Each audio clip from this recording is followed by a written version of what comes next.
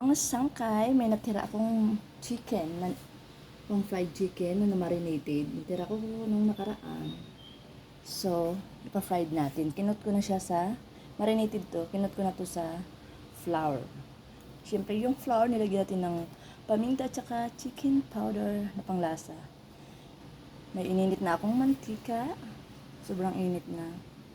Ito, ano na to, used oil na yun. Pero yung pinagamitan ko din yata nito ay pata, crispy pata. Siyempre tinabi ko, sayang. Gagamitin natin ulit ngayon. Lagay lang natin to. Mga chicken. Handa tayo ng tong para baliktad agad. Sobrang init ng apoy. Ayun na. Ayan natin.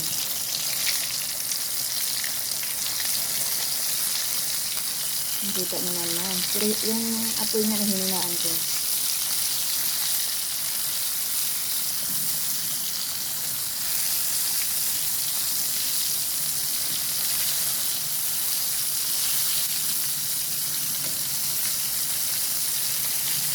Ayan.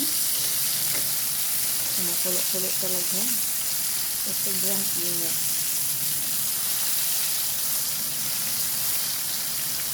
Hayaan lang natin.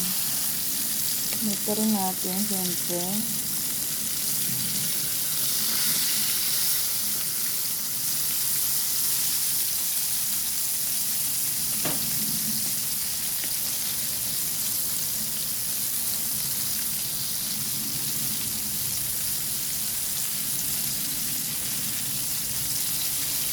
Ito ko muna yung dulo.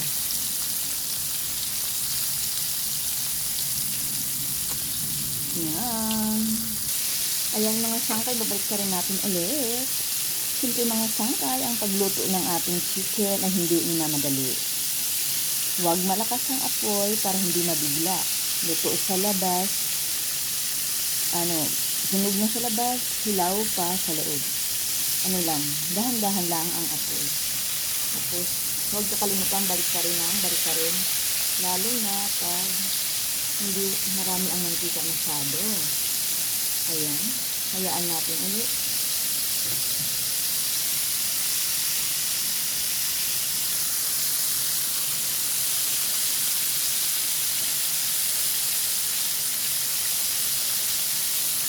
Ayan. Balik ka rin ulit natin. Iniwan muna natin yung kanina. Ayan. Para ma-achieve ang crispy, deliciousness. Tinggin ang kayo ni Myrna. Charot.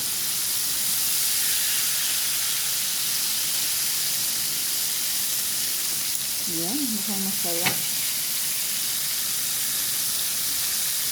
Parang ala Jollibee. Charot.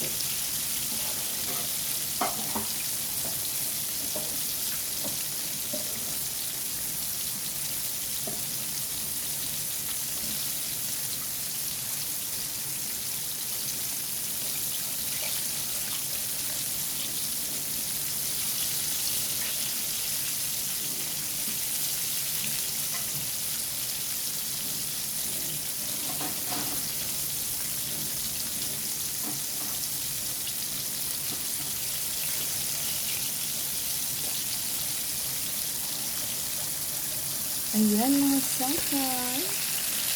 Ayan na siya. Luto na siya. Yung pinahanguin na natin.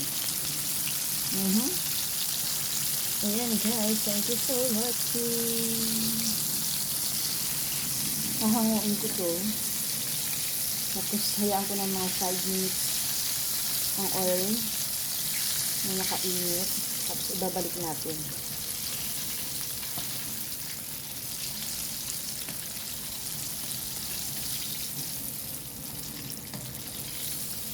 Yan, hayaan natin ang oil na nakainit. Ibabalik natin ang ating chicken. Ayan na siya guys. So,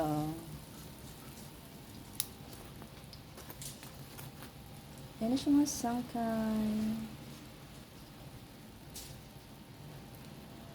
Done. Chicken is done. Babalik natin doon. Wait lang. Ayan, mga sangkay, medyo nag-brown-brown na siya. So, ibalik natin lahat.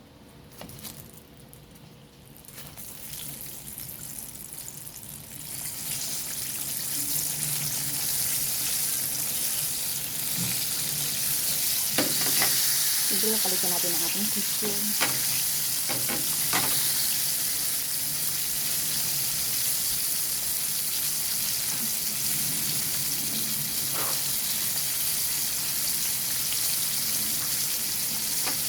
Balik rin natin.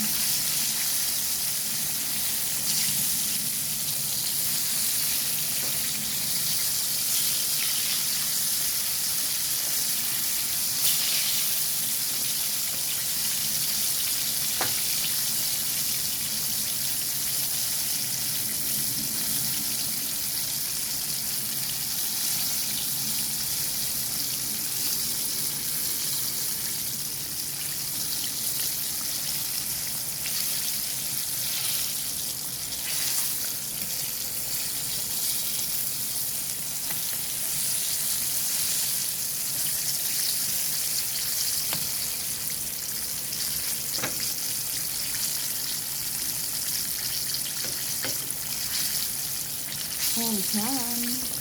Tapos ko lang siya nilagay mga sangkay.